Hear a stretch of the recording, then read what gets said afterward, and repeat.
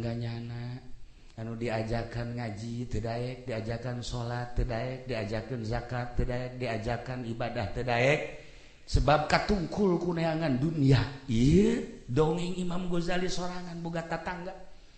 Nyana berkewajiban untuk ngajak tapi teu daek bae. Terus bae diajak teu daek kedeh bae. Masyaallah cek Imam Ghazali. Terus bae nyana du dunia, terus bae nyana kajurung ku nafsu. Dagang teu eureun-eureun neangan dunia teu eureun-eureun. Terus bae belah dieuna tetep kumanehanana ditoel ngazakat atuh. Harta-harta aing cek manehan neangan aing peduli-peduli teuing samaneh. Ya Allah cek Imam Ghazali ieu kan urang bakal maot paeh mah kabeh ge pasti cek kana teh. Geus pikiran siapa ulah pikiran aing. Imam Ghazali teh kos kitu teh sakitu hebatna boga tatangga leuwih hebat deui. Ya tuluy mantak urang kaget urang jadi kiai boga tatanggana bajidor ulah kaget. Ulah kaget dusek dikekelek ke bajidor. Tah eta teh beres sebenarnya mah. Nah, kadeuleu zahirna doang malah lancerit. Raja wa kaum muslimin wal muslimat rahimakumullah kajadianana setruk eta mah dongeng Imam Ghazali. Saenggeus setruk teu daya teu upaya akhirna terus ditambaan beak aku setruk makan saenggeusna beak masih kene diajak ku Imam Ghazali cek Imam Ghazali wayahna atuh ayeuna mah ja awak geus kos kitu harta geus beak geus lah ku ari mah sadar lempengkeun hate ka Gusti Allah kula anu nungtun lah cek nanti salunya aku lagi bakal cager deui cek terus hutang nu tadina hartana berlimpah kuari setruk beak pakai tetamba gede hutang paeh waktu keur gede hutang naudzubillah min zalik sedengkeun jelema anu maot boga hutang di jero kuburna teu daekeun ngomong sakali deui di jelema boga hutang paeh di jero kuburna moal daekeun ngomong tak bae sedengkeun ieu kapan nu dihareup hutang kabeh ieu baroga hutang banget hutang kabeh jadi mah kredit teh hutang ngaranna teh teu bisa dilempeng-lempeng. Siapa gedena? Karanya mah kaum muslimin wal muslimat rahimakumullah. Kanjeng Nabi nuju ngadeg aya mayit liwat. Saeta anu kumaha boga hutang apaan teu? Boga sok salatkeun bae ka ulang moal nyalatkeun. Ya Allah ya Rabb.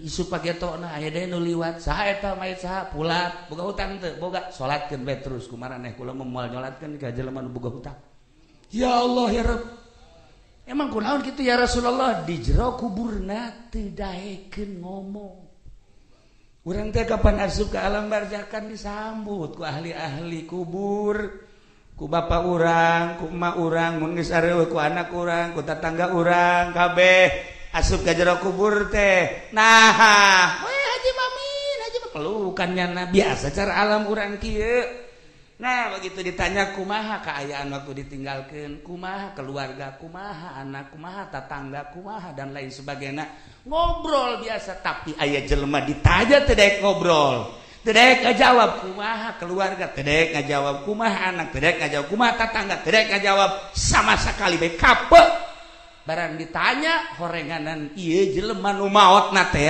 boga hutang kreditan can anggeus Allahi wa barakatuh.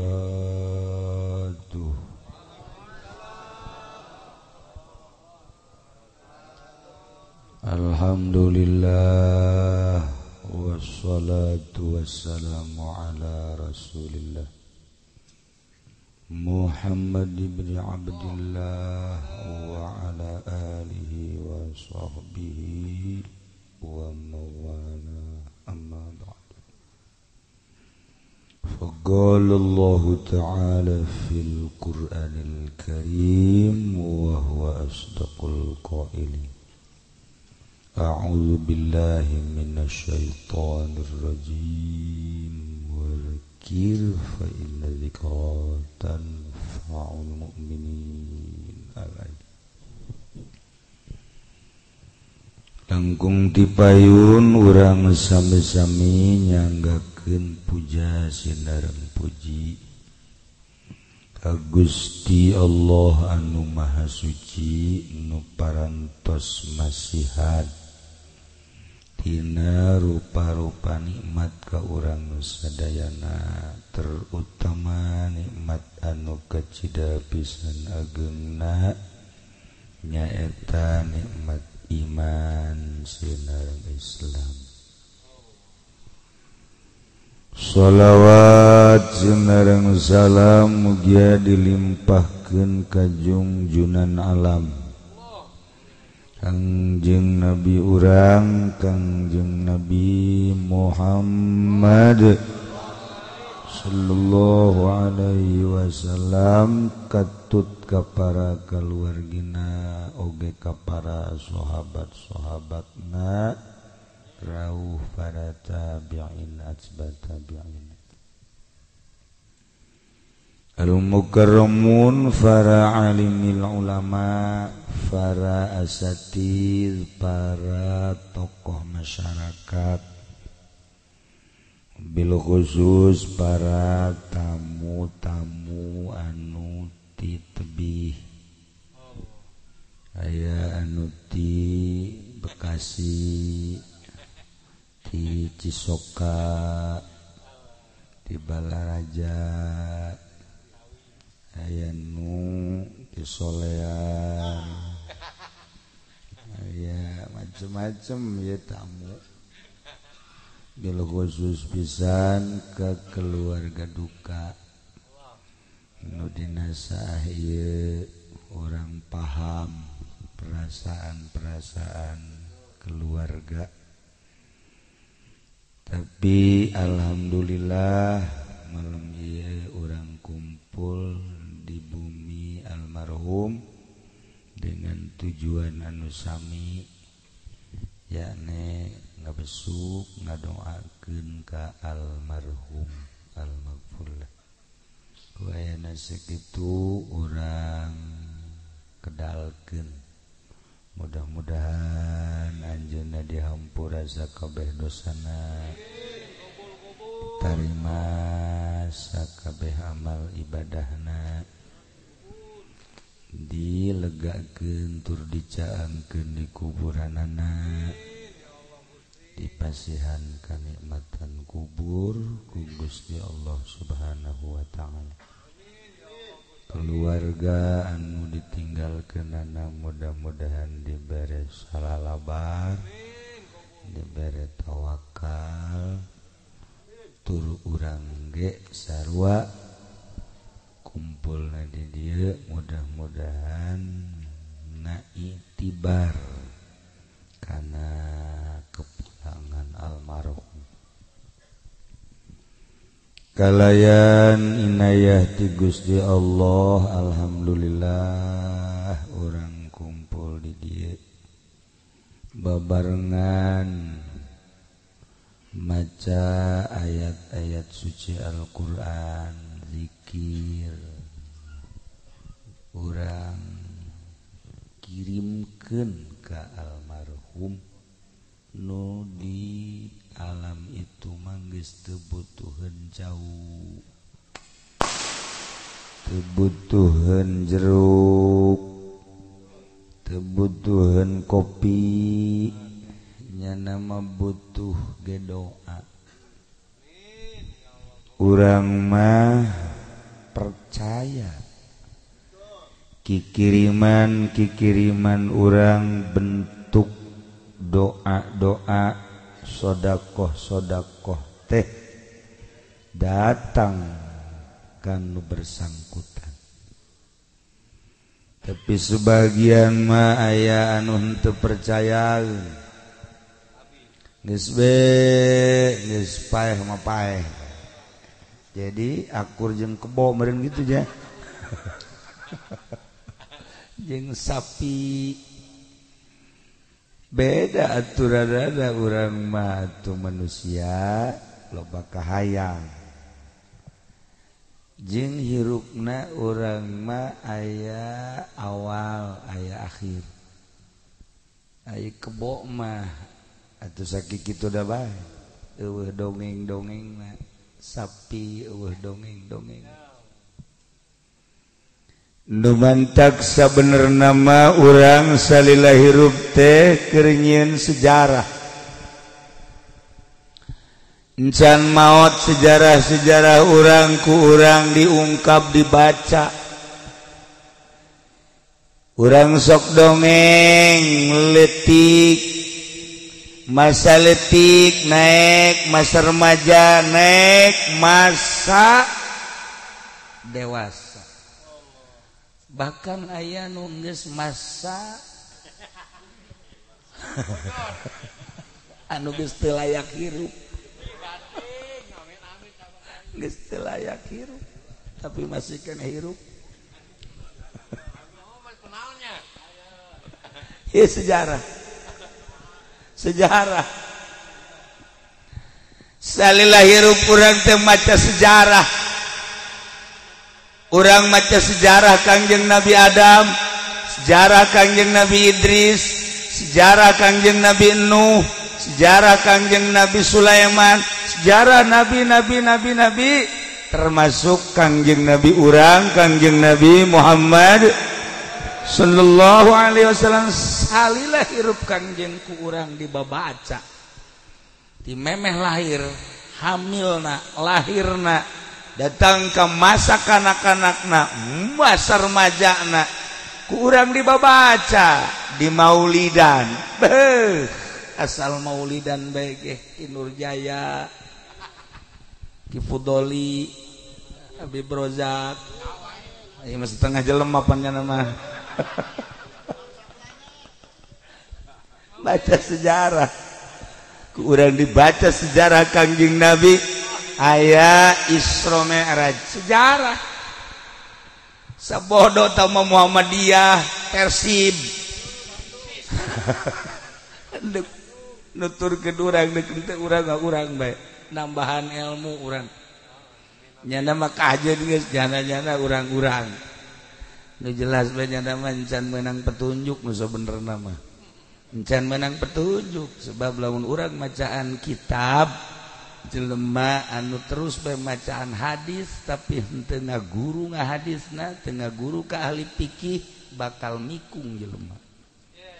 Ibnu Hajar geus caritakeun lamun terus-terusan baca hadis hajuh teu digurukeun, hajuh teu dipikihkeun, nah ieu bakalna sempit pemikiranna. Urang mah kuari alhamdulillahirabbil alamin. Nah sejarah urang macaan sejarah urang bege teu anggeus-anggeus. Teu anggeus teh kapanggih jeung jelema dongeng urang deui. Kapanggih deui jeung jelema dongeng urang deui. Kapanggih deui jeung jelema dongeng urang deui. Padahal nu ngadengekeun boseneun. Boseneun. Tah. Lah ieu urang keur nyieun sejarah. Engke dibuka nama engke di yaumul mahsyar. Di yaumil mahsyar. Sejarah urang per hari, sejarah urang per minggu, sejarah urang per tahun, sejarah urang seumur hirup urang bakal dibuka engke. Masya Allah, lamun urang kenyaksian sejarah urang di hareupeun Allah aya main koprok. Sejarah. Aya main remi, aya main gaple. Ayo coba-coba main naon deui sebutan ku sia. Ayo cepat. Naon deui? Naon deui? Nah, mudah-mudahan kana rakat teh sia. Baca sejarah gobloknya. Itu sejarah bakal dibaca di hareupeun Allah. Maka aya yaumal akhir disebut akhirat. Mantak disebut yaumal akhir yakni akhirat. Poe deui ka ditu aya poe ge kuari. Senin, Selasa, Rebo, ngahenen karasa jero. Kuari teh mah. Aya ge kuari teh mah. Engke poe Sabtu gajian. Nah, Minggu libur, Senin gawe. Anu aktif, model ieu.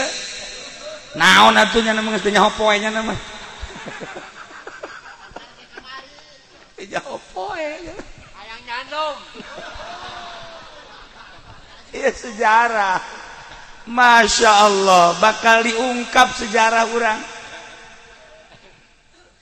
kuari urang tah awal hirup kuari kesa kedeng deui bakal ngalengkah ke alam barzakh mulai aya pemrosesan bagus kajahuan bagusna goreng kajahuan gorengna engke kiamat tadi ayatna dibacakeun terus setelah kiamat digiring ke mahsyar timbang amal aya jembatan siratal mustaqim kakarak engke nu ka neraka nu ka surga eta lah yaumul akhir geus eueuh poe deui nu paling ngeri neraka geus dikunci moal aya kaasupan deui ku jelema surga dikunci moal aya kaasupan deui geus dikunci beta di neraka abadal abidin wa amadal amidin di surga abadal abidin eta teh urang mikiran gadinya ngeri tah di mana posisi urang engke ketika neraka dikunci surga dikunci Masya Allah kari tah tapi kan urang mah ieu boga keyakinan nek nanya bae ka Haji Pendi tah saat eta mah Haji Pendi boga keyakinan di mana jelema nu kurang wibaha ieu ngaranna atuh geus terek nyaritakeun naon sebagai gambaran we tadi watarunna sasukara wa ma hum bisukara kiamat eta engke singgoleah jelema teh mararabok watarunna sa anjeun bakal neuleuh manusia sukara mabok boro-boro kiamat kakarak dibere tsunami Aceh bae ge marabok kakarak dibere banjir Rangkas Bitung bae ge mabok eta onam lah kadeuleu ku urang bentuk siksana ya cai ya gempa ya angin kakarak ditinggalkeun ku kabogoh bae ku kabogoh kiamat atuh kiamat nih dahar teu daek nginum teu daek saminggu ditimbang 15 kilo eta teh watarun rasa sukaro wa ma hum bisukaro padahal mah teu mabok ieu pikiran boro-boro ditinggalkeun ku kabogoh urang datang ka imah nanya pamajikan tengah jawab manyun bae ieu kiamat leutik ieu komo imah ditinggalkeun balik wah atuh ieu kiamat gede kiamat gede lah ieu gambaran kiamat watarun lasa anjeun ningali manusia sukaro marabok wa mahum bisukaro padahal mah teu mabokna naon goncangan engke mah asli bumi dilipat percis Allah ngalipat bumi teh kos urang ngalipat kertas bae Allah ngalipat langit kos ngalipat kertas bae hancur eueuh nanaonan was-samaa'u munfatirum bih aya musaqqalatun bi berat terbebani yakni hancur nah ulah engke kiamat kuari bae ge urang dagang di modalan terus bae tapi nu meuli eueuh mulai kiamat dagangan numpuk nu meuli loba tapi ngahutang mulai dagangan loba nu meuli aya haju ngahutang dihubungi kuari kabur kiamat kiamat kurang diudag ka ditu oh Masya Allah eueuh kontrakanana eueuh tempatna geus eueuh poreng KTP-na ge palsu nu di mah urang kalah cenah dagang kos mah kuledek balik tambah kiamat teh bae ieu wa mahum bisukara teu mabok teu raon orang pemikiran ya Allah ya Rabb. Nah ieu lamun nyaritakeun tentang kiamat sakumaha ayat tadi pohara inggis nu hamil ngagedean hamilna harita keneh borosot ngajuru ku dahsyat-dahsyatna eta nah kula mah boga impian ieu teh sebenarnya malam Senin deuk ka Banjar takziah ka guru nu biasana supirna almarhum Haji Mahmin almarhum geus bae penting teh supir teh isuk saha cak ulah teh besar gimpi kapanggih jeung almarhum mau mobil kijang manehna kobi mobil kijang Innova terus kula naik biasa duaan bae tapi tah di jero mobil duaan eueuh teu kaajakkeun lah teh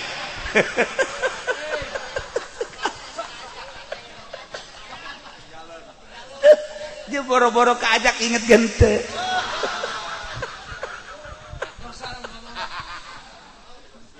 berangkatlah Masya Allah jalan teh jalan gede sekitar bangsa 12 meter karak anyar di hot mic berangkatlah kula jeung almarhum Haji Mamin dina mobil teh penceng naikna lantaran kabeh mobil di sisi kula di tengah penceng kakencenganana jarum ngancrok kaluareun gara ge ngimpi atuh jarum lah mentok ganclok keluar kula kenceng amat ieu min cek cenah teh pade kenceng amat ieu berkat Haji Agus cek cenah pan berkat Haji Agus cek cenah ieu mobil cenah ieu kenceng berkat Haji Agus ieu jalan hebat amat bini hot mi ieu berkat Pak Kiai cenah di jalan mah ulah ka dieu bupati cek ieu teh henteu ieu mah Pak Kiai teh pan bisa kitu sih min jalan nang Pak Kiai ieu mobil nang Pak Haji Agus urang kencengkeun coba wahara luar biasa eta di daging teh seserian bunga Masya Allah begitu Gus Lila aya jalan masih keneh bolong-bolong cukula ieu bupati pan terus min ngabangunna aya jalan akhirnya milih bisa kene lewat manggan teu kenceng belah dia ke bolong pilih ka dieu ke ka dieu pungkal pengkol encan datang kanu dimaksud hudang lah cikula teh kok ieu mimpi ya hudang biasa jam 2:30 biasa kacai ka ieu ka bayang-bayang we tah Haji Mamin nyupiran tungtung nama kula pindah kamar bae aing ngobrol mah urang mah ngobrol biasa Masya Allah henteu lah langsung serikeun sia mah terus sampai subuh bebeja kula ke keluarga impi ka pagi jeung meureun biasa jeung nyana ieu ka Banjar nah sampailah terus di rest area Pak Haji Agus geus standby berangkat naik mobil Pak Haji Agus bebeja deui ka Pak Haji Agus seperti eta tah ngimpi seri bae teh Pak Haji Agus golombagan teh nyaho seri bae terus sampai Banjar ngobrol deui di ditu ge diobrolkeun di Banjar bahkan naranyakeun di Banjar memeh kula ngomong ge urang Banjar kiai-kiai nanyakeun Pak Haji Mamin nu gendut teh ya heueuh anu osok humor bae heueuh paeh-paeh oge nya paeh lah atuh kan urang Banjar ge sarua resep humor jadi papada resep humor nah iyalah akhirna mah jadi itibar nyaritakeun nanyakeun panyakitna penyakit saat eta mah keur sehat kukula dibejakeun ka Jakarta dan lain sebagainya Masya Allah ya terus di ditu ge horeganan hadiah bahkan anu salat gaib termasuk di Garut sebab manehna sering diajak kukula ya ka Garut ya ka Banjar nyaho ka kiai-kiai teh ya ieu berkat babarna sampailah ke Tangerang poe gitu Kemis aya beliun di Garut pulau balik 50 rumah hancur ke Banjar kalau di Banjar pulang di Banjar kamari masih beliun deui 50 sampai 60 tapi seberangan pondok pesantren ngobrol deui jeung Pak Haji Agus di imah eta kabayang bae impian jeung Pak Haji Mamin kok asana nyata amat kieu cenah Pak Kiai cik Haji Agus eta mobil kijangna teh dijual aju dijual tapi disodakokeun pakai fidyah. Nah teh sababaraha poe hari apa itu adan ka imah nyerahkeun duitna kemudian kukula terus besok dan selanjutnya dibabagi eta kabayang impianana mobil kijang nu dijual anu disodakokeun teh eta kaimpi penceng jasa eta kencang eueuh kendala Masya Allah karim inget ka almarhum Abah eta lamun aya nu maot isuk dah haju bebeja bae cek Abah soleh teh jelema teh itu geus bisa kitu kabelah dieu teh aduh almarhum anu mah karunya amat sok manggil teh ka keluarga sodakohan aya sababaraha urang Cilongok ge nu rada aya dipanggil teh geus menang 2 poe 3 poe kapanggih jeung Abah coba sodakohan cek Abah teh bahkan aya nu morosot kuburanna tuh morosot ke hanapeut jadi panggil keluarga anak terus sodakohan Abah ieu kapanggih eta Abah mah babarieun tah hari Haji Pendi mah Haji Pendi hirup kene ge sok kaimpi bae kukula kaimpina ragam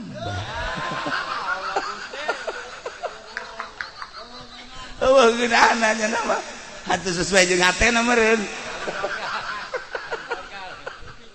ya Allah ya Rabbi para jamaah kaum muslimin wal muslimat rahimakumullah lamun urang cerita-cerita tina kisah-kisah sholihin kisah-kisah tentang sedekah geus arapal kabeh ge nu disedekahan nu dibacaan Quran nu disolawatan nyambungna ka almarhum eta kan cerita-cerita dina kitab kuari mah jadi kenyataan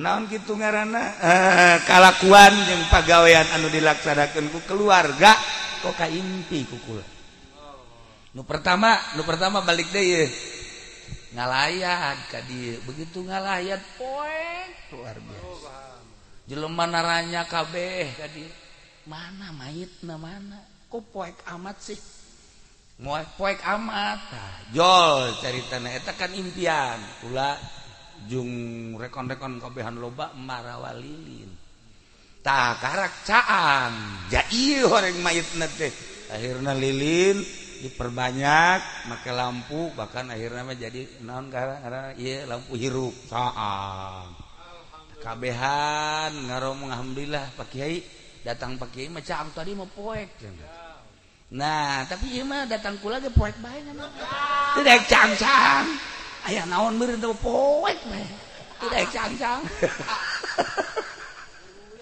para jamaah kaum muslimin wal muslimat rahimakumullah impian eta teh terus bae kainget-ingeteun ya Allah kula terus hadiah ka almarhum akhirna kapanggih ngimpi deui bae ieu carita ngimpi terus pelukan seserian ngana Masya Allah terasa teu maot tadi ge kula ngobrol di mobil babarengan ieu terasa teu maot si almarhum teh asa aya bae kitulah para jamaah kisah kula sebagai sahabatna Pak Haji Agus Pak Haji Pendi mah setengah sahabat ngana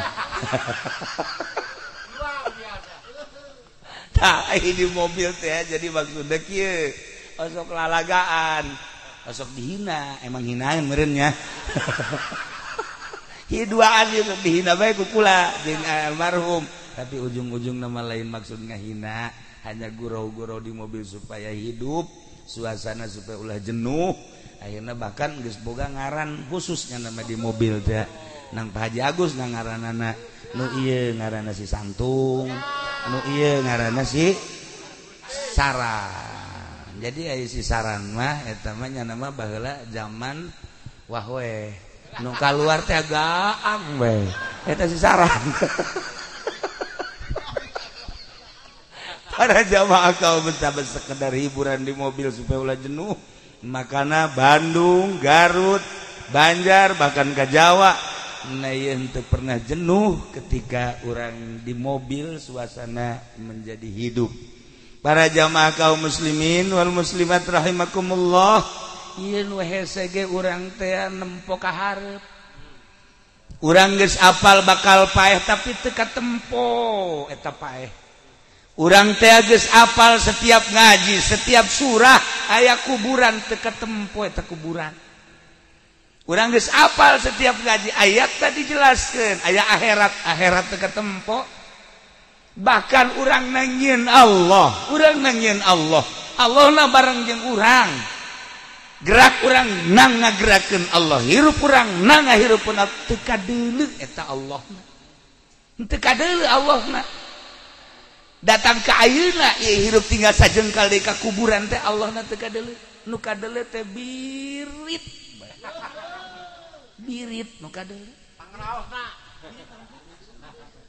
Kiai teu isin-isin da kula. Ye tah cenah. Waduh. Buukna dirundaikeun. Masyaallah. Alabatan ABG. Meureun aya calon neraka mah kitu meureun ya.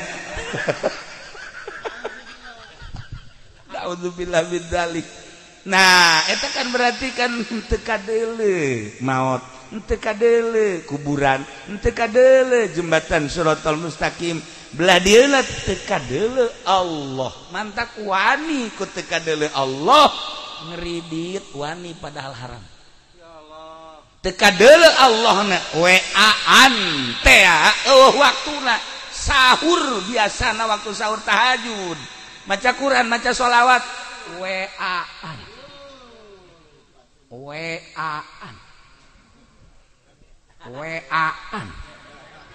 Gogoblogan, totololan, jahanaman. Teu kadeuleu Allah da teu kadeuleu, masyaallah hari. Teu daekeun kadeuleu urang geus kolot kieu. Nu jadi pertanyaan, kunaon sih maot teu kadeuleu ku urang? Kunaon sih kuburan teu kadeuleu? Kunaon si jembatan Shiratal Mustaqim teu kadeuleu? Kunaon si mizan teu kadeuleu? Bahkan dina Al-Qur'an dijelaskeun Allah wa nahnu aqrabu ilaihi min hablil warid. Aing teh cek Allah nu agung, nu nyieun langit bumi jeung sia, leuwih deukeut batan urat jeung gerong, tapi teu kadeuleu tahu. Mantak tadi dibacakeun tah ku keluarga aksiru min zikri hajibin lazat atawa kafa bil mauti wa'idho. Cukup jang nasihat mah maot, tapi urang teu kanasehatan ku maot teu kadeuleu akibat setelah maot teu kadeuleu. Padahal mah lamun urang kanasehatan ku maot kafa bil mauti wa'idho, cukup nasihat eta adalah maot. Lamun urang kanasehatan ku maot berubah berarti urang nu tadina teu inget ka akhirat jadi inget. Ku ayana inget akhirat, urang pake aturan hirup teh, mana perintah mana larangan. Ketika urang ngalaksanakeun aturan sesuai apa henteu si ieu aturanana, meureun aya syaratna aya rukuna, ngaji berarti mantak jelema nu daek ngaji etalah jelema nu kanasehatan ku maot. Ngaji ye, sebab engke ku ngaji makan babaturanana bareng-barengna jeung ngaji. Lamun di DPR babarengna jeung tukang korupsi 100%. Lah cenah kieu ulah sok sombong, aing deuk sombong berbah dieu. Pokona mah korupsi bae. Eueuh nu korupsi. Ulah sok kitu cenah kiai, endek kitu bae aing. Aya sih nu henteu. Coba neuleuh beungeut dan nu mana. Nah, ieu hese. Sebab naon? Sebab kula nu ngaraji ka Cilongok mantan DPR pusat, DPR daerah, ambalaya ngomong kabeh di hareupeun kula, ngomongna geus eureun jadi DPR. Kerja di DPR moal daekeun. Geus eureun. Kunaon ya kula ngomong kos kitu? Kajeun urang jadi DPR, diomong-omong korupsi urang mah ulah. Ulah lah, aya nu teu. Mana ayah, mana nah ayah. Nah, para jamaah kaum muslimin wal muslimat rahimakumullah, mantan bupati kuari nu ka imah sabara urang nyaritakeun nyana ketika nyana jadi bupati. Bahkan mantan bupati Lampung ceurik ka Bali. Ya Allah Pak Kiai, kenapa? Aduh, kenapa? Aduh, kenapa? Kok bagaimana coba? Mantan dandim kemarin ka imam mantan dandim meluk bae ka kula, saya dulu di Tangerang Pak Kiai, saya sekarang udah ini gimana, aduh tinggal ini aja Pak Kiai, saya sekarang apa dosa saya kok dosa sih. Nah ini para jamaah kaum muslimin setelah eureun karaknya cerita baheula kuari mantak daun sih nu bagus sebab jadi lurah ge ibadah, jadi bupati ge ibadah, jadi guru tah ibadah nyana ibadah malu tapi geus gideg bae kumaha di aduh nyana hirup keneh nyana geus gideg ibadah ulah teu dijadikeun ibadah. Nah engke lembaran-lembaran eta bakal dibuka lamun memang urang ieu kana sehatan ku maot berarti urang ke ngabaturna jeung nu bener. Ketika urang ngabatur jeung nu bener ye keuntunganana engke di akhirat. Engke di akhirat keuntunganna aya jelema asup ka surga. Begitu asup ka surga nyana luak lieu. Begitu luak liek sia kunaon eta teu tentrem amat di sorga. Ieu mah sorga tuh bangunan tuh buah-buahan tuh minuman tuh bidadari. Geus geura nikmati. Batur aing anu biasa ka majelis encan aya. Masa sih nu baheula aing nyaho rukun wudu rukun salat kuari can aya di sorga aing teu ngeunaheun sakenna ieu. Tah gak batur teh kos cak malaikat ulah mikiran kos kitu geus kuari mah maneh geus aya di sorga nikmati sorga teu bisa kitu malaikat ulah baheula ngaji teh ya diboncengna ku nyana megawati meureun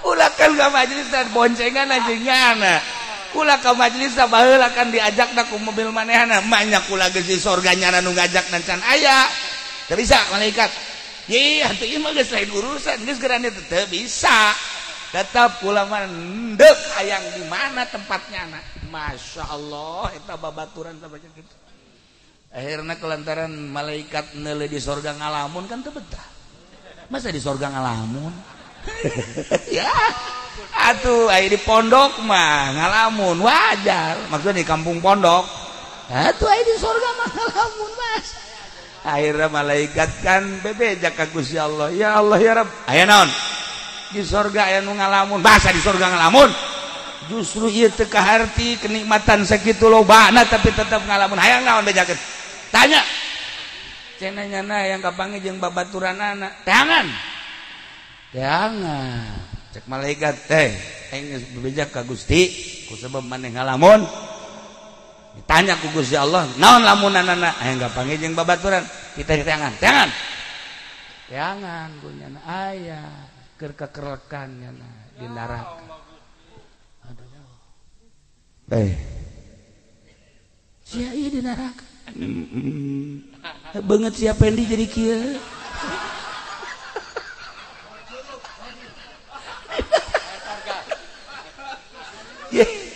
iya kunaon ieu gara-gara kos kieu Allah alam kos kieu bae akhirna mah atuh kan bebeja ya Allah ya Rabb babaturan kula nu baheula babarengan di majelis taklim ka majelis kula ngabonceng teh di neraka Gusti abdi mah geus ka nerakakeun bae bareng jeung nyana masa sih nyana di neraka kula di sorga baheula kula nyahona ka sorga teh dibonceng ku nyana geus abdi mah hijikeun bae hijikeun di neraka jeung manehanana ya Allah ya Rabbi malaikat ge bingung sia di sorga sia mah atuh babaturan sia teu bisa pangbejakeun di ka Gusti Allah tetep kula mah hayang bareng jeung nyana mun kula nyana di neraka kula ka neraka mun nyana kula ka sorga nyana kudu ka sorga bebeja ka Gusti Allah cek Gusti Allah malaikat atuh mah nya cek nyana teh anu di sorga kudu ka neraka atuh endek nu di neraka ka sorga teh geus cabut atuh cabut tuh eta babaturan datang ka dinya bohara kan bohara urang mun nyaritakeun babaturan masyaallah bebeja malaikat ka Gusti Allah ya Rabb loba keneh dosana cak keneh can wayah dikaluarkeun si pepen mah loba keneh dosana cak Gusti Allah geus kajeul hampura bae daripada ieu nu di sorga ceurik geus paningan di kasorgakeun bae geus kajeun di sisi bae nya mah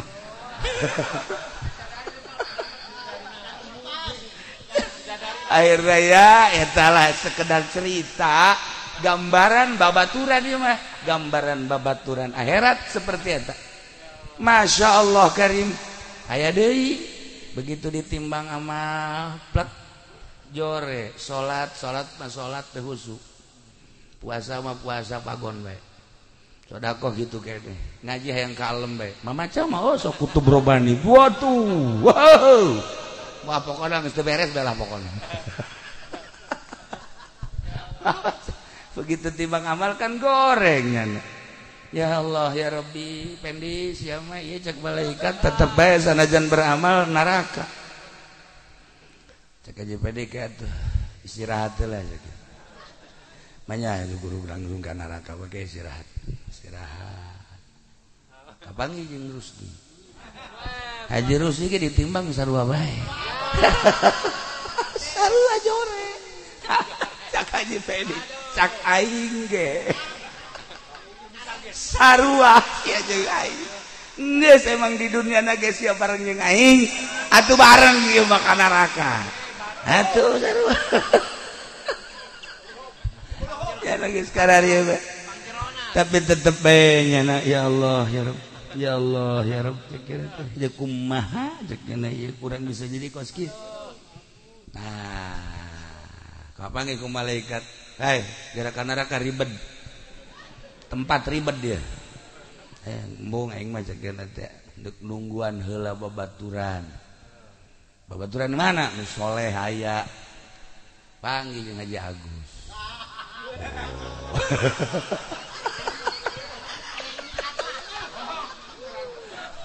Sudah dongeng si bohong heran ini mah ya itu di dieu kena tuh percaya awas ya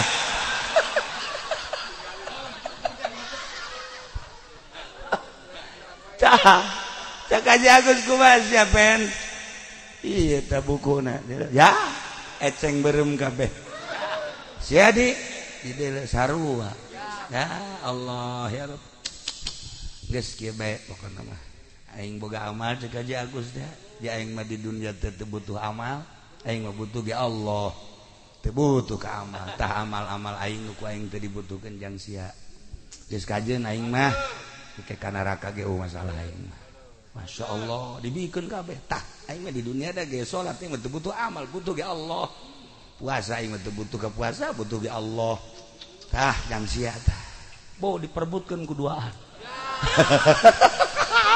apa dulu perebut amalnya nah. Malaikat kaget malaikat sakunaon gerelut ya no coba timbang deui ceuk timbang deui amal Masya Allah bagus cak Gusti Allah eta si Pendi jeung si Rusdi ditimbang ku anu tadina jore jadi bagus dang ti mana cak malaikat nang pamer saha pamer Haji Agus kok dibikeun sih cak nya keur di dunia aja beramal lagi henteu hayang kana amal lillahnya nama hayang ge kapanggih jeung Allah dibikeun kabeh coba tanya Haji Agusna ditanya ku malaikat Gus yes ya bisa mikir kok itu kumaha di dunia ge emang aing mah teu butuh amal butuh ge anu neuk ngaganjar Allah geus amal-amal aing dibikeun kabeh ka nyana butuheun aing mah butuh ge Allah bejakeun kitu ka Gusti Allah bejakeun ka Gusti Allah haju nyana kumaha teh tanya aing maneh kumaha ge aing mah kana neraka ge nu penting babaturan aing ka surga penting babaturan aing ka surga kajen aing mah ka neraka ge jadi tumbal ya Allah eta tekad jadi kos kitu eta da Gusti Allah atuh nyana bae eta geus barahan ka babaturanana atuh komo aing pangeran ye geus kasorgakeun kabeh tuh dikasorgakeun kabeh jadi babaturan babaturan jeung ahli Allah teh ya iya fid dunya wal akhirah nah kulangan sakadar nyaritakeun sing hade babaturan mun kula nyaritakeun tentang babaturan ieu kisah-kisah tentang babaturan keur di dunia anu nyalametkeun jeung nu nyilakakeun ambalaya moal ka dicaritakeun babaturan anu nyilakakeun lantaran malam ieu aya anu maot Kiai Haji Oji Kyai Haji Oji teh putra Ki Atmo teh babaturan abah kula waktu di Sekong. Hajunya nana mondok di Cilongok ngabatur jeung kula. Tadi berang maot geus telepon ka kula jeung kula moal bisa hadir lantaran kula matang puluh di sohib kula Haji Mami. Akhirna tetap ditungguan jadi kuari can dikubur lantaran boga wasiat hayang di sholateun ku kula. Kamarin wasiat deui Kyai Haji Muhsin.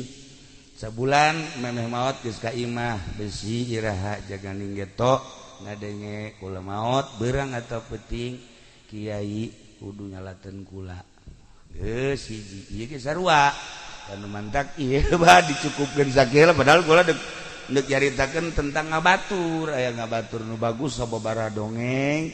Aya ngabatur nu juare sababaraha dongeng. Tapi Allah teh izin kula keur ditungguan, urang cisokan nu ngajemputna ge diajak ka dieu ku ari Ki Munir, Kiai saha babarengan. Ki Wahab araya kabeh.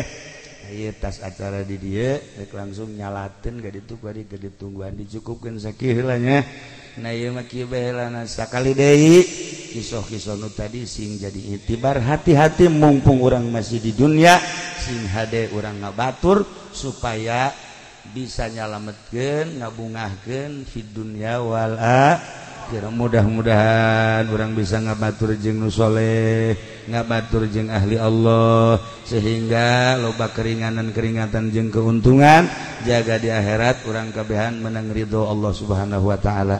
Doa nu kadua kali mudah-mudahan Haji Mamin dihampura sakabeh dosana, diterima amal ibadahna, dilegakeun tur dicaangkeun di kuburanana, dibere kanikmatan kubur ku Gusti Allah. Urang anu encan maot mudah-mudahan ketika maot husnul khotimah. Bi barakati ummil Quran Al-Fatihah. Bismillahirrahmanirrahim. Alhamdulillahirabbil alamin arrahmanir rahim maliki yaumiddin. Iyyaka na'budu wa iyyaka nasta'in ihdinas siratal mustaqim siratal ladzina an'amta 'alaihim ghairil maghdubi 'alaihim waladdallin. Amin ya Allah ya rabbal alamin. Allahumma ighfir lahum warhamhum wa'afihim wa'fu anhum.